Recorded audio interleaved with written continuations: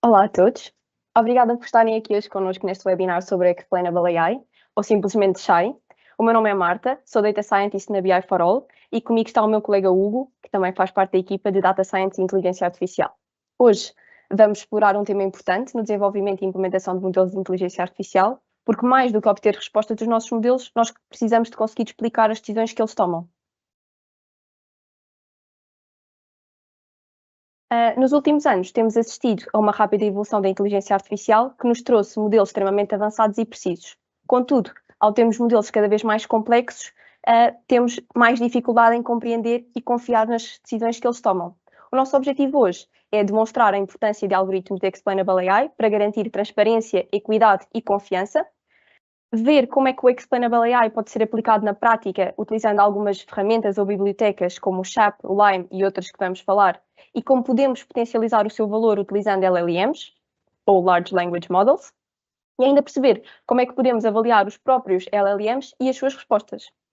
Para começar, gostava que víssemos alguns casos reais onde a falta de Explainable AI levou a termos alguns erros e alguns prejuízos sociais. Em primeiro lugar, gostava de vos mostrar este caso. Foi um algoritmo que foi utilizado no sistema judicial dos Estados Unidos, e o objetivo era prever reincidência criminal. O que aconteceu foi que ele acabou por classificar os indivíduos negros como sendo de alto risco, quase 2 vezes mais do que os indivíduos brancos. E isto acontecia mesmo quando todas as outras variáveis eram controladas. Esta diferença veio a revelar um viés racial profundo neste algoritmo que trouxe graves consequências para as pessoas em causa, para as pessoas que foram vítimas deste algoritmo. Outro caso também nos Estados Unidos, mas no sistema de saúde, que veio subestimar a necessidade de pacientes negros ao basear as suas previsões no histórico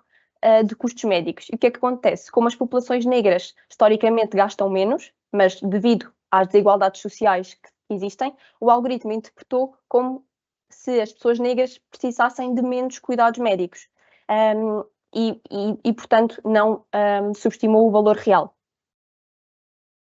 Temos também o caso do chatbot Tay. Isto é um chatbot que esteve disponível no Twitter e o que aconteceu foi que, em menos de um dia,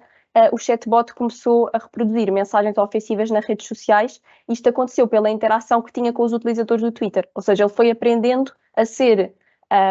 racista e xenófobo e outras coisas com os comentários que os próprios utilizadores iam fazendo. E isto mostra como é que os modelos de inteligência artificial podem absorver e amplificar certos preconceitos. Para terminar, mostro-vos ainda o caso de Robert Williams, que foi preso injustamente através de um algoritmo que fazia reconhecimento facial. O que aconteceu foi que o algoritmo de reconhecimento facial tinha sido treinado essencialmente com imagens de pessoas caucasianas e então confundiu duas imagens de duas pessoas negras e este Robert Williams foi acusado negativamente. Isto mostra que existe algum perigo em confiarmos cegamente nestas tecnologias e que por isso precisamos de alguma coisa que as torne transparentes para toda a gente. Voltemos então a alguns anos atrás. Sabemos que, nos primeiros tempos, os modelos de inteligência artificial eram modelos simples, modelos lineares e tornava fácil a compreensão das suas decisões. No entanto, à medida que o tempo foi avançando, os modelos foram se tornando mais complexos e com várias camadas e a capacidade de interpretarmos os seus resultados diminuiu. Esta mudança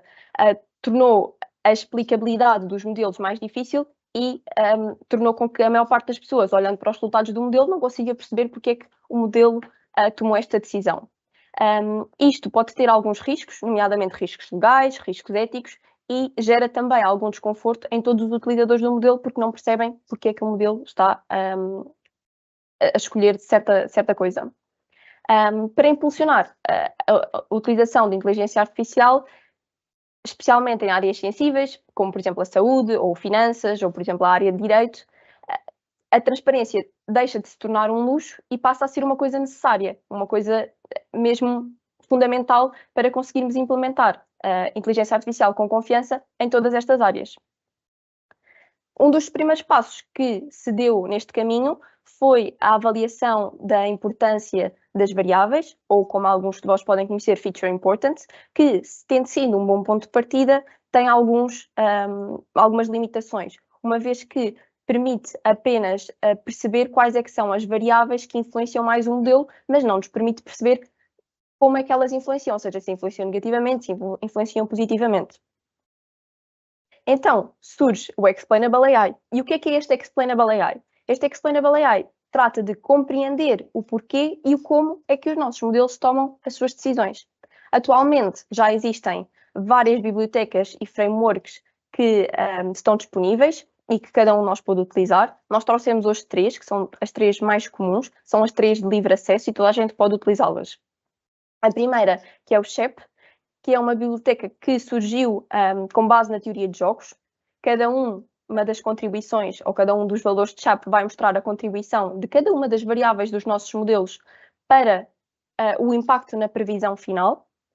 e vai fornecer uma análise detalhada de cada variável e do seu impacto específico em cada previsão. Por outro lado, conseguimos ver o impacto de cada variável no modelo global, ou seja, perceber quais é que são as variáveis que influenciam positivamente e negativamente o nosso modelo a tomar certas decisões. Temos também a biblioteca Lime, que vai, ao criar aproximações locais, permite-nos compreender os intervalos que fazem com que o nosso modelo tome certas decisões. Um exemplo, se uma pessoa tiver entre 20 e 30 anos, o nosso modelo tendencialmente vai prever que a pessoa tem probabilidade de ter alguma coisa ou de não ter probabilidade de ter alguma coisa. Isto torna-se muito mais específico e muito mais fácil de compreender porque conseguimos ver qual é o intervalo dos dados que nos dá aquele valor e que nos dá aquela resposta. Temos também a biblioteca Li5, que, no nosso entender, é a biblioteca mais difícil de interpretar os resultados que ele dá, uma vez que, apesar de suportar modelos de machine learning, vai oferecer métodos mais complexos de interpretabilidade, como, por exemplo, a importância por permutação, dependência parcial e também nos vai permitir fazer a análise da importância das variáveis para as previsões individualmente. Outras ferramentas que ainda existem, por exemplo, o DALEX, ou então o Integrated Gradient e o Captum, e estas duas últimas são muito utilizadas em redes neuronais.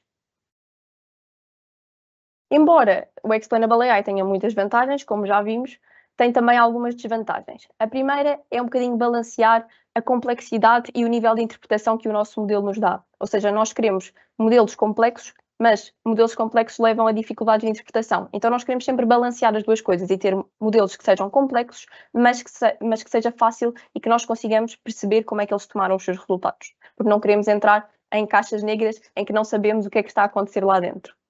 Depois podemos entrar também aqui um bocadinho na ambiguidade de explicações. E esta ambiguidade acontece porque cada pessoa olha para os resultados e pode tendencialmente interpretá-las de maneiras diferentes. Temos também alguns problemas de escalabilidade, ou seja, quanto mais complexo for o modelo, tendencialmente vamos ter técnicas de SHAI mais complexas e isto vai levar a um custo computacional mais elevado. Temos também algum potencial para simplificação excessiva dos nossos modelos, ou seja, queremos que um valor reflita todos os cálculos complexos que o modelo fez por trás, e isto muitas vezes é complicado, especialmente em modelos mais complexos. Podemos ter também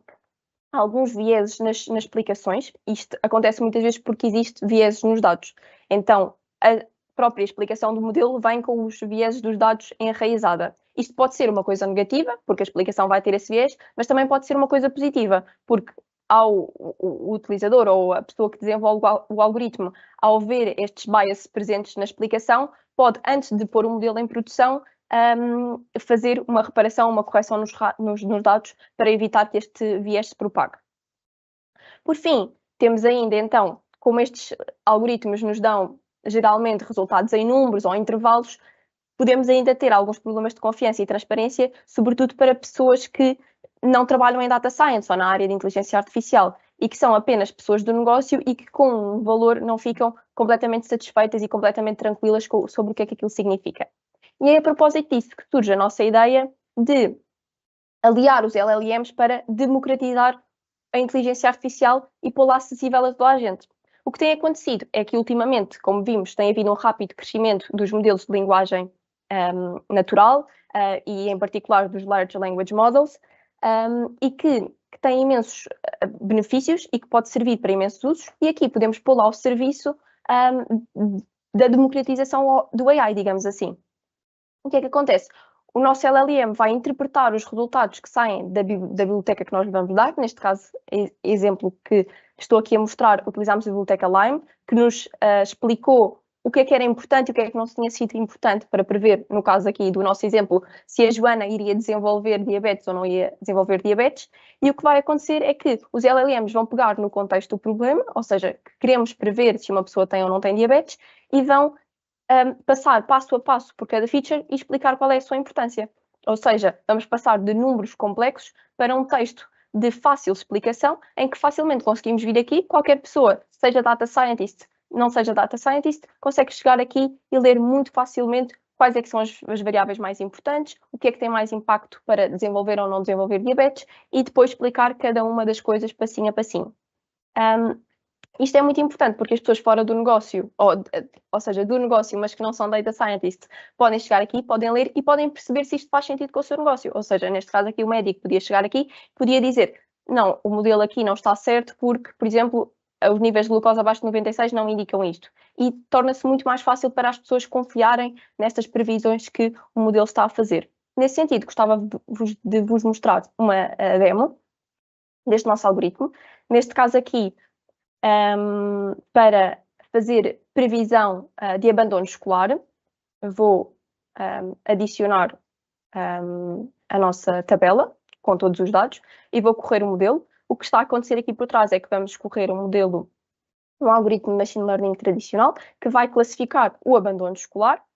e depois vai aparecer a explicação para cada um dos estudantes sobre se vai ou não vai abandonar. E o que podem ver aqui, por exemplo, é que o modelo previu com 92% de confiança que o estudante não ia abandonar, ou seja, como veem, todas as features estão a puxar para o lado negativo, e que é essencialmente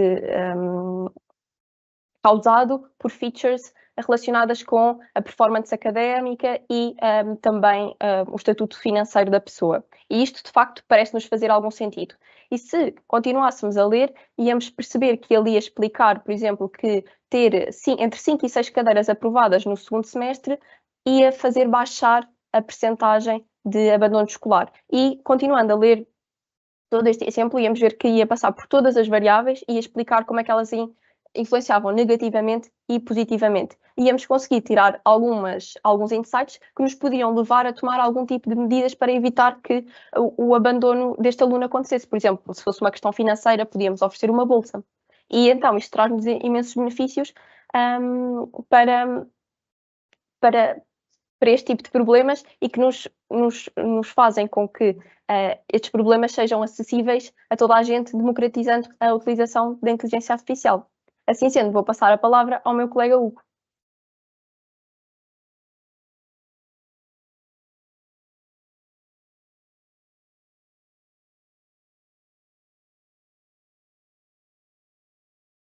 Ok, obrigado, Marta. Considerando então o que foi dito agora nesta primeira parte, conseguimos perceber que não só com o Explainable AI conseguimos melhorar a nossa interpretação dos modelos, mas também com o complemento de termos um modelo de AI generativo, especificamente LLMs, conseguimos ainda mais melhorar a nossa interpretação, principalmente para pessoas que possam não ser ou não ter um background muito mais técnico, ou que não sejam, tal como a Marta identificou, como sendo data scientists, mas que também consigam ter essa percepção e perceber exatamente o que é que os modelos estão a devolver e eles conseguirem perceber exatamente quais é que foram as previsões. No entanto, da mesma maneira que estes modelos de AI generativo e muito semelhante aos modelos de machine learning, podemos também criar algumas questões de como é que nós podemos realmente perceber o porquê daquele modelo ter dado esta resposta textual, ou qual é que foi a lógica que foi aplicada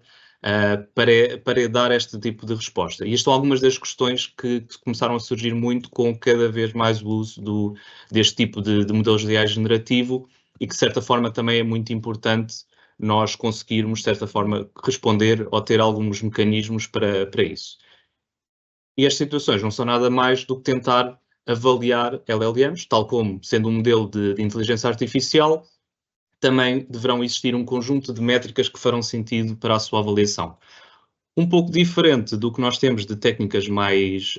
robustas, ou pelo menos que já existem há mais tempo, como, por exemplo, podemos estar a olhar para métricas de precision or de recall, quando estamos a falar mais problemas de classificação, ou então de técnicas mais relacionadas para a regressão. Também os LLMs poderão aqui ter um conjunto de métricas para o mesmo. No entanto, também conseguimos identificar que para o fazer existe um conjunto de dores que estão atualmente existentes e que não tornam o processo tão simples como temos para técnicas de machine learning. E podemos aqui enumerar pelo menos algumas, como por exemplo, a resposta que é dada por um modelo de LLM, nós próprios podemos ter mais do que uma resposta certa, isto simulando como se fôssemos nós próprios a fazer. A resposta que eu posso dar sobre a mesma questão pode estar certa, como o meu outro colega pode fazer, mas dizer palavras diferentes. Também os LLMs podem ter tons diferentes durante os seus resultados. Isto também depende muito do tipo de modelo que estamos a utilizar ou pelas configurações que eles têm presentes. E também, ao mesmo tempo, que com este conjunto de configurações que temos disponível, não só a mexer na temperatura para indicarmos se o modelo tem que ser mais objetivo e mais direto, mais determinista, ou então ter um maior nível de criatividade, o tipo de palavras que usa, etc. Também conseguimos perceber que existe um conjunto enorme de combinações que teriam de ser testadas para garantir que os modelos estavam a responder da maneira mais correta e da forma como pretendíamos. E isto tudo, em complemento, conseguimos perceber que se fosse uma pessoa a fazer isso, ou um conjunto de pessoas a fazer, que iriam demorar muito tempo para fazer esta ação e que se calhar também precisávamos de uma equipa muito mais robusta para garantir que atacávamos todos os cenários. Também, apesar de existirem já alguns benchmarks que são utilizados até quando sai um novo modelo para identificar qual é que foi o score que foi registado para aquele novo modelo sobre estes benchmarks, muitos deles acabam por não conseguir cobrir todas as tarefas que nós estamos a desenvolver para a nossa solução e que por isso podem ficar um bocadinho aquém do que realmente queremos avaliar. Assim, nós conseguimos identificar um conjunto de técnicas ou de métricas, entre aspas, podemos dizer, ou seja, não são nomes fixos, mas que de certa forma ajudam para nós percebermos o que é que nós estamos a tentar ajudar na avaliação dos LLMs, e que podem ir desde uma questão mais simplista de percebermos como é que foi a resposta dada por um modelo de LLM e perceber se foi claro, se justificou corretamente com os dados que teve como base, se a resposta usou todas as palavras-chave, ou então também quando entramos em soluções um bocadinho mais complexas com RAG, em que vamos perceber se a resposta que foi dada é relevante o suficiente para a questão que foi feita por um utilizador, e quando começamos a passar aqui para um contexto um bocadinho mais complexo de agentes, onde vários LLMs trabalham entre si para identificar exatamente a ação que têm que fazer, onde podemos ir mais especificamente qual é que foi a precisão de cada uma das tarefas de cada agente, para perceber se cada um fez o trabalho que era suposto fazer antes de dar o resultado final. E assim, trazemos aqui só um ponto, uma nova abordagem que está a começar a ser muito utilizada, que é utilizar os próprios LLMs como sendo os próprios avaliadores de um outro LLM. Em termos de benefícios, nós conseguimos identificar logo alguns que depois também vou mostrar já a seguir no próximo slide, mas em primeiro caso é que a avaliação de conteúdo já existente para este tipo de modelos é muito mais fácil do que a geração de novo conteúdo. Por isso conseguimos ver aqui que o primeiro estaria a gerar novo conteúdo sobre os resultados que vêm através das bibliotecas de Explainable AI, e este segundo não iria criar novo conteúdo, apenas ia avaliar os dois resultados e ver se o LLM que fez esta interpretação está ou não de encontro com realmente os resultados que saíram dos nossos modelos. Aqui identificámos alguns prós e contras que, como em todas as soluções, vão sempre existir para a utilização de LLMs como este avaliador, como este juiz, entre aspas, e o primeiro é que cada vez mais conseguimos verificar que a avaliação ou os resultados que saem destes tipos de modelos estão já muito próximo de uma avaliação que seria feita por uma própria pessoa, ou seja, já mesmo em termos de o contexto que é utilizado, o tipo de escrita, etc., que muitas vezes já é difícil percebermos se foi feito mesmo por um modelo de inteligência artificial ou se foi feito por uma pessoa. São muito mais rápidos e muitas vezes mais eficientes que as próprias pessoas e que acaba por ser possível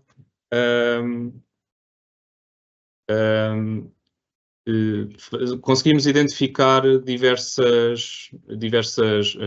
técnicas para que eles sejam específicos na avaliação que querem fazer. Ou seja, posso dizer que um deles será claro, ou neste caso, que será específico para fazer a ação de clareza da resposta, ou então o outro pode avaliar qual é que é o tom da mensagem, ou até um para ver se o resultado que foi obtido pelo LLM se é útil o suficiente para quem depois vai estar a analisar, para quem tem a tomada de decisão no final, para ver se faz sentido a resposta. Agora, em termos de contras, é verdade que todos estes modelos baseiam-se muito pelos dados que vão ser treinados para os desenvolver, por isso poderemos ter aqui algum viés nos dados ou até alguma injustiça na forma como os modelos podem responder, isto tudo muito dependente dos dados que foram usados para o treinar. À medida que vamos construindo soluções cada vez mais robustas, com mais LLMs a fazer cada uma ação muito específica, também é verdade que podemos começar a incorrer em alguns custos não tão sustentáveis, e isto porque, como o custo em si também é muito dependente do número de palavras / tokens que são utilizados para os modelos, se nós estamos a gerar grandes textos, a tratar grandes textos pelo modelo e ele devolver outros grandes textos, começamos a conseguir perceber que realmente o custo pode ser um bocadinho mais elevado e que também é preciso ter algum cuidado sobre a necessidade de termos ou não tanto os avaliadores através da utilização de LLMs como podemos ter. E um dos últimos pontos, a questão das prompts, que neste caso como é que nós conseguimos falar com estes modelos para eles executarem as ações, que se forem demasiado simplistas ou então se estivermos a usar modelos um bocadinho mais antigos, por assim dizer, que não conseguem ainda perceber muito bem o encadeamento das ações, podemos estar a dar demasiado conteúdo e a resposta ser completamente ao lado do que nós pretendemos. Aqui também há semelhança do que tínhamos feito para a explicação dos modelos através de um LLM, também tenho aqui um pequeno exemplo sobre como é que poderíamos aplicar ou que tipo de resposta é que poderíamos obter através da utilização do LLM como avaliador.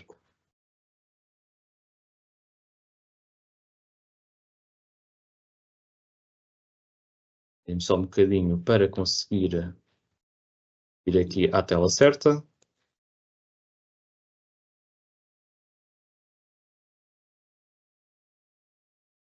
Peço desculpa.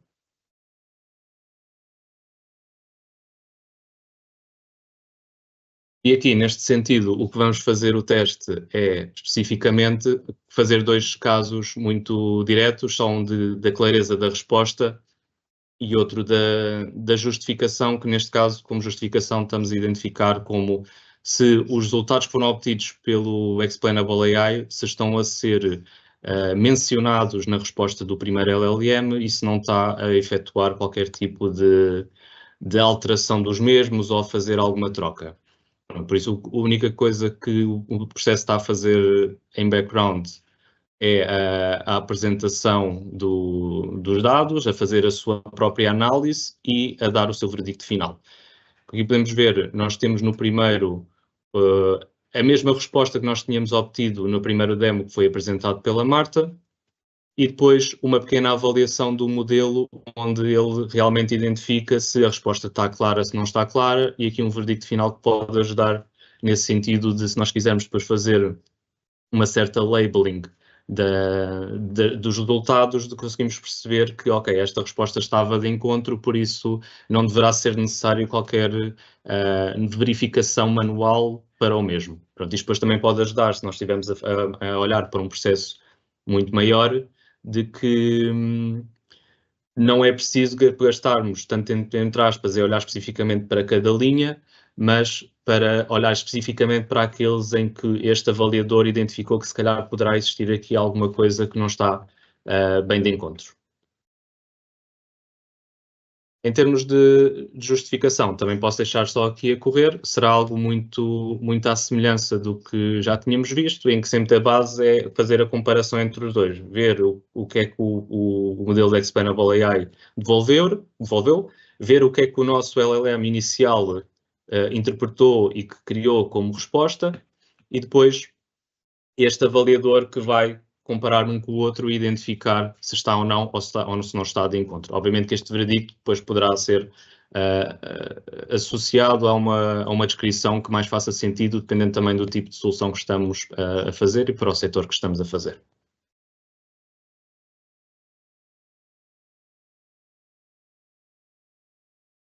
Assim, e também em suma para este webinar, o que é que nós identificamos como os pontos mais importantes? É que a utilização da Explainable AI consegue ajudar a que as nossas soluções sejam muito mais transparentes e que sejam muito mais credíveis, porque conseguem transformar, de certa forma, os resultados dos modelos em algo que seja um bocadinho mais palpável de identificar, de perceber porque é que a resposta ou a previsão foi X ou Y,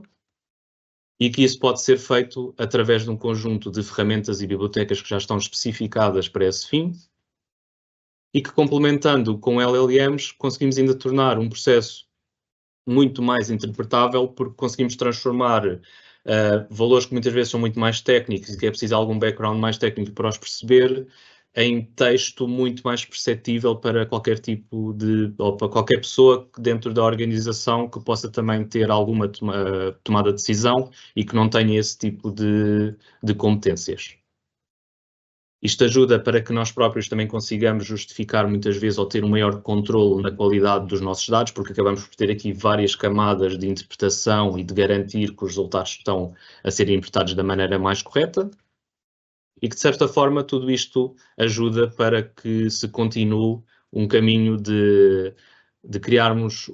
ou de permitirmos e promovermos uma maior democratização do AI, onde conseguimos realmente ter mais confiança nos nossos modelos e que os resultados de qualquer um dos modelos consigam ser bastante mais interpretáveis por um grande número de pessoas e não apenas por uma equipa muito específica, que depois teria que fazer esta ponte entre passar os resultados para quem realmente fizesse a tomada de decisão. Queria então desde já agradecer-vos por terem estado neste webinar.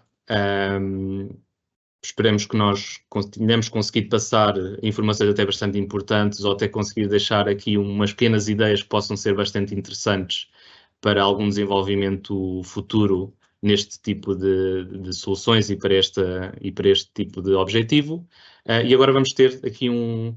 pequeno tempo para algum Q&A, algum feedback que queiram partilhar. Estaremos disponíveis, tanto eu como a Marta estaremos aqui disponíveis para vos responder ou para dar algum feedback.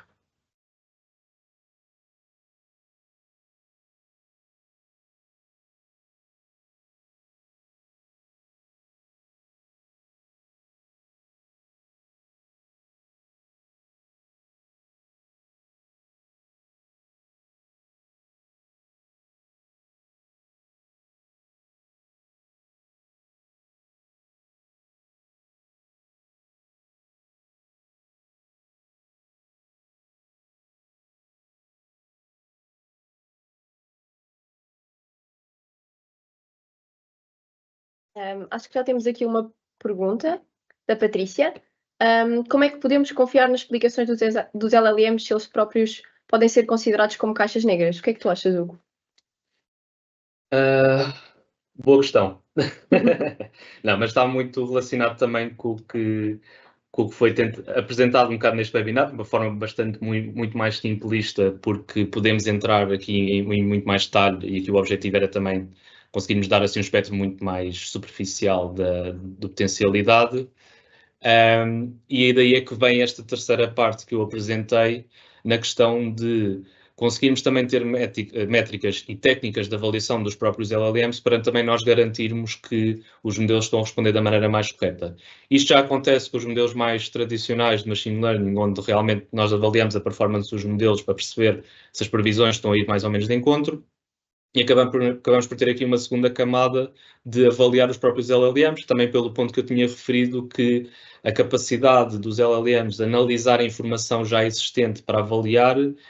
tem muitos melhores resultados do que pedir um LLM para criar conteúdo a partir de algo que já exista. E assim, de certa forma, conseguimos ainda criar cada vez mais camadas de confiança. Obviamente que no final estes modelos acabam por ser uma ajuda para quem está a tomar as decisões poder ter esses resultados como base e para não estarem a fazer manualmente ou estarem a perder demasiado tempo em fazer essa própria análise, mas já terem um processo que é específico para este tipo de avaliação e que ajuda cada vez mais também, não só os LLMs explicarem técnicas de explainable AI que podem ser já confusas, e depois ainda temos mais um LLM que é específico só para avaliar se o conteúdo está de encontro e que não é dado informações completamente erradas sobre o mesmo. Sim, no fundo aqui os LLMs vão fazer um pré-passo, digamos assim, entre o que sai do modelo e o que as próprias pessoas vão avaliar, ou seja, vai acelerar e facilitar a nossa análise, mas será sempre uma ferramenta e nunca pode ser utilizada apenas como um fim. Exatamente.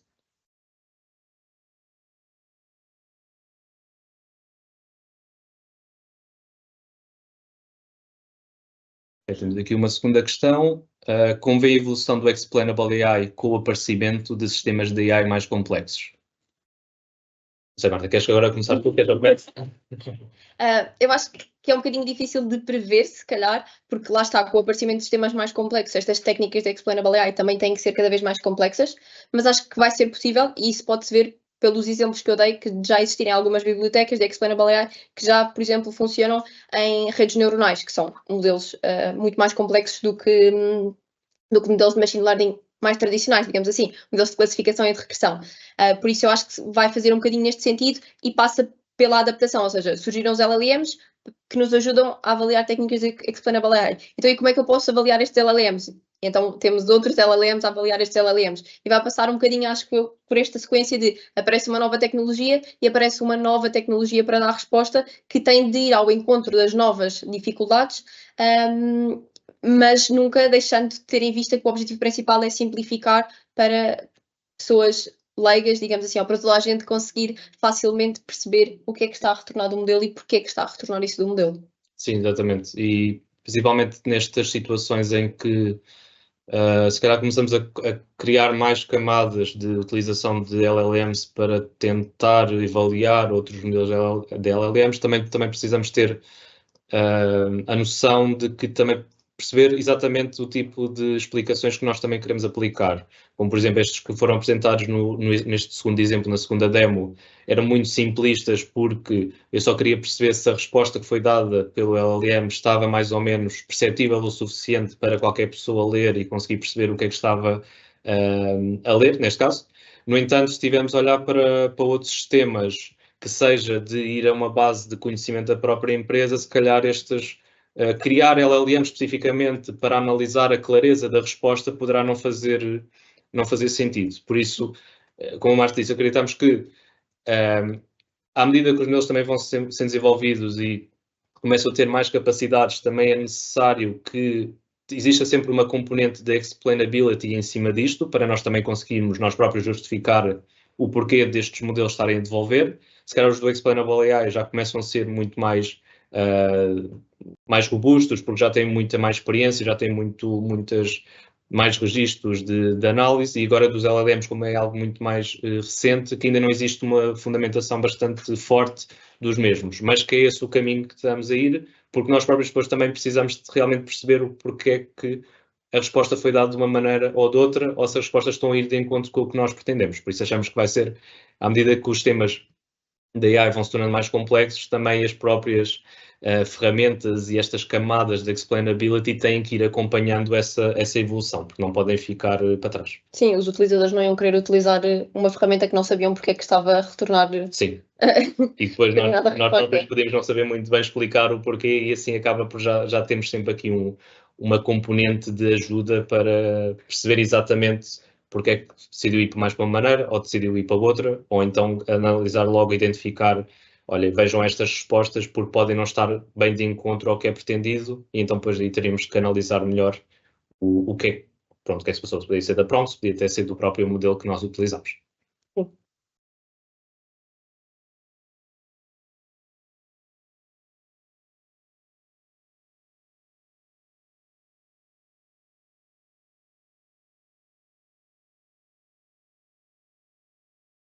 Ok. Temos outra questão do Francisco Bischoff. Dos modelos open source, Llama, Gemma, etc., algum que tenha melhor desempenho na função de LLM as a judge na vossa experiência? Olha, da nossa experiência, e aqui também para o webinar, nós utilizámos sensivelmente modelos de OpenAI. Conhecemos que os open source acabam por também ter já bastante capacidade, e principalmente estas novas versões do Llama, que já acabam por já estar quase ao mesmo nível que estes modelos mais proprietários, como por exemplo vem do OpenAI. De certa forma, aqui, para título de exemplo deste webinar, não conseguimos dar um resultado mais credível para dizer que sim, tiveram bons resultados ou tiveram maus resultados comparando com o que foi utilizado. No entanto, da nossa experiência, do que nós temos lido e que nós temos visto em diversos mídias e até diversas experiências que já foram sendo feitas noutros contextos, que estes modelos de open source acabam por também ser sempre uma mais-valia para também nesta questão de custos, porque também conseguimos perceber que usar modelos GPT muito mais elevados, como por exemplo o 4 ou o 4O ou os próximos que virão, ainda têm custos muito elevados e poderão não ser uma solução muito viável. No entanto, para este tipo de análise, por exemplo, ver a relevância da resposta, considerando uma base de conhecimento, ver a clareza da resposta, etc., que mesmo modelos open source poderão servir para esse efeito e que podem também ajudar a comatar muitas vezes o desenvolvimento de algumas soluções mais iniciais para mostrar realmente que existe potencialidade nesta sua aplicabilidade para ter aqui uma camada de interpretabilidade dos próprios LLMs. Sim. E acho que essencialmente os modelos de Llama têm-se aproximado muito à Google e à OpenAI. Sim. Acho que já temos aqui mais uma questão. Okay. A próxima questão que temos aqui é como é que o Explainable AI se alinha com a regulamentação da inteligência artificial, como o RGPD e o AI Act? Na minha opinião, isto que acaba por ajudar a que esta regulamentação ou que as próprias empresas, que principalmente quem está no espaço europeu, que fica sobre este AI Act, também tem sido muito falado agora nestes últimos meses, de conseguir garantir que desenvolvem soluções que vão em encontro ao que esta regulamentação basicamente descreve. Também para garantir que, obviamente, não fazer soluções que ficam completamente fora da sua aplicabilidade dentro deste conjunto de regulamentos, dentro do AI Act. No entanto, conseguem, de certa forma, encaminhar também para um melhor Responsible AI, porque acabamos de ter esta camada de explainability por cima. Não obstante tudo o resto que também faz parte do Responsible AI, mas acaba por ir em encontro a este tipo de diretrizes e de regulamentações, que assim também consegue também salvaguardar as próprias empresas de que se houver a necessidade de fazer alguma auditoria aos próprios modelos, eles próprios conseguem já ter uma base de evidências e de testes que foram feitos e até de ações que são utilizadas por cima dos próprios LLMs para garantir que estão a ir de encontro a este tipo de regulamentações e não cair aqui numa potencialidade de alguma coima a ser efetuada à própria empresa por ter falhado num pequeno ponto que estava a ser coberto pelo AI Act e que não deveria ter ido nesse encontro. Por isso,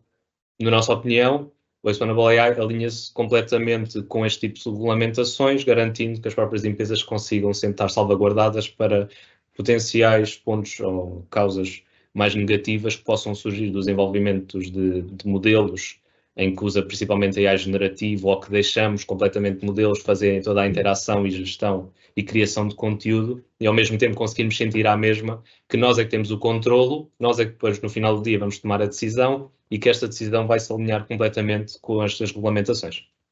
Sim, ou seja, através daqui da questão do Explainable AI está na parte da transparência, confiança, accountability,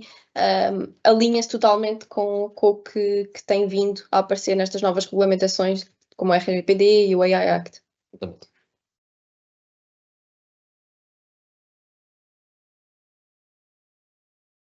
Bem, entretanto, já escutámos o tempo das questões, por isso queremos agradecer-vos. Queremos também mencionar que nos próximos dias vai sair um podcast sobre Responsible AI, que não é o mesmo tópico, mas que está relacionado. Por isso recomendamos que vejam e agradecer-vos a vossa presença, as vossas questões e esperamos que este webinar tenha sido útil. Obrigada.